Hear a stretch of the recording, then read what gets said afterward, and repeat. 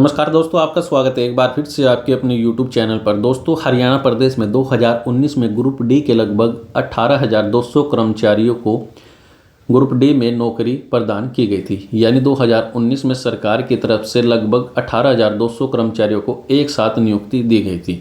तो हरियाणा सरकार common cadre group D के कर्मचारियों को क्लर्क के पद पर कॉमन कैडर में पदोन्नत करेगा। तो प्रदेश सरकार इस संबंध में जल्द ही अध्यादेश जारी करेगी। हरियाणा सरकार के द्वारा कॉमन कैडर ग्रुप डी के कर्मचारियों को क्लर्क के पद पर कॉमन कैडर में पदोन्नत करेगी और इस संबंध में हरियाणा सरकार की तरफ से जल्द ही आपका जो अध्यादेश है जारी किया जा सकता है। एचएससी की तरफ से 2019 में ग्रुप डी के लगभग 18,200 उम्मीदवारों का चयन हुआ था और प्रदेश सरकार के द्वारा ज्वाइनिंग करवा दी गई थी। यानी लगभग 5 साल बीत चुके हैं और लगातार पदोन्नति की मांग कर रहे जो कर्मचारी यानी बोर्ड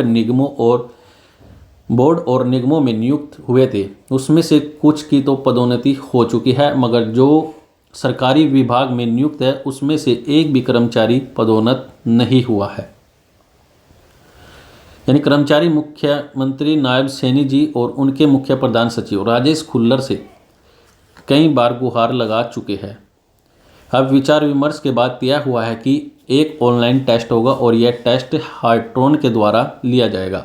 यानी जो ग्रुप डी के जो कर्मचारी थे लगभग 18,200 यानी 2019 में इनको नियुक्ति दी गई थी, यानी लगभग 5 साल हो चुके हैं। तो इनके लिए एक ऑनलाइन टेस्ट लिया जाएगा और ये टेस्ट किसके द्वारा लिया जाएगा, तो हार्ट्रॉन के द्वारा यह टेस्ट लिया जाएगा।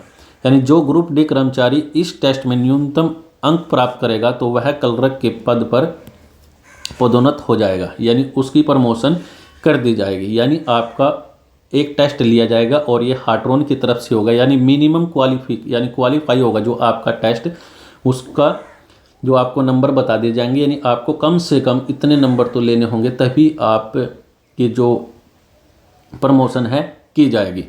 यानी इसका जो आपका एक टेस्ट होगा और उसके बाद ही आपका जो प्रमोशन है की जाएगी। तो क्लर्क पद का भी कॉमन कैडर होगा।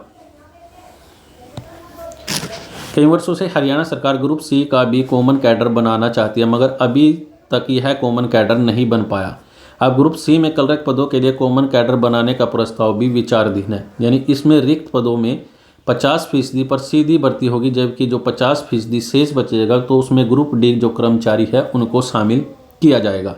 अभी तक ग्रुप डी से पदोन्नत वाले पदों की संख्या 20% है। यानी जो उम्मीदवार 2019 में ग्रुप डी में नियुक्त हुए थे उनमें से अब क्लर्क के आधे रिक्त पदों पर टेस्ट पास उम्मीदवार ही मेरिट के अनुसार क्लर्क के पद पर पदोन्नत हो जाएंगे। यानी आपका क्या होगा, यानी ग्रुप सी के लिए एक कॉमन कैडर सरकार बनाना चाहती है, लेकिन अभी तक ये कॉमन कैडर नहीं बना। तो इसमें से क्या जो आपके 50% पर तो सीधी भर्ती की जाएगी और जो बच गए आपके 50% उसमें जो ग्रुप डी के कर्मचारी है उनको प्रमोशन दी जाएगी। फिलहाल क्या है, आपका जो ग्रुप डी से पदोन्नति यानी जो प्रमोशन वाले पदों की संख्या अभी 20% है और जो उम्मीदवार 2019 में ग्रुप डी में नियुक्त हुए थे उनमें से अब क्लर्क के आधे पद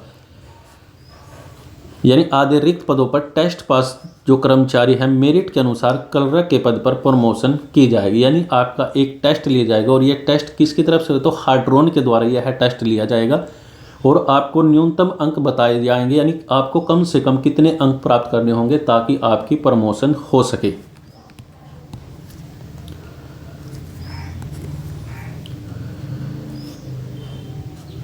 इसके बाद ही क्लर्क के पद पर कॉमन कैडर में हो जाएगा। यानी अध्यादेश जारी होने के बाद सीधी भर्ती वाले क्लर्क भी इस कॉमन कैडर में शामिल हो सकेंगे। तो दोस्तों, यह थी आपकी हरियाणा प्रदेश में जो 2019 में ग्रुप डी के लगभग 18,200 कर्मचारियों की नियुक्ति हुई थी। तो उनके लिए अब एक ऑनलाइन टेस्ट लिया जाएगा और ये टेस्ट आपका हार्ट्रॉन के द्वारा होगा। यानी जो कम से कम आपको इतने अंक प्राप्त करने होंगे और उसके बाद ही आपकी प्रमोशन की जाएगी। तो फिलहाल के लिए दोस्तों, आज के लिए इस वीडियो में इतना ही।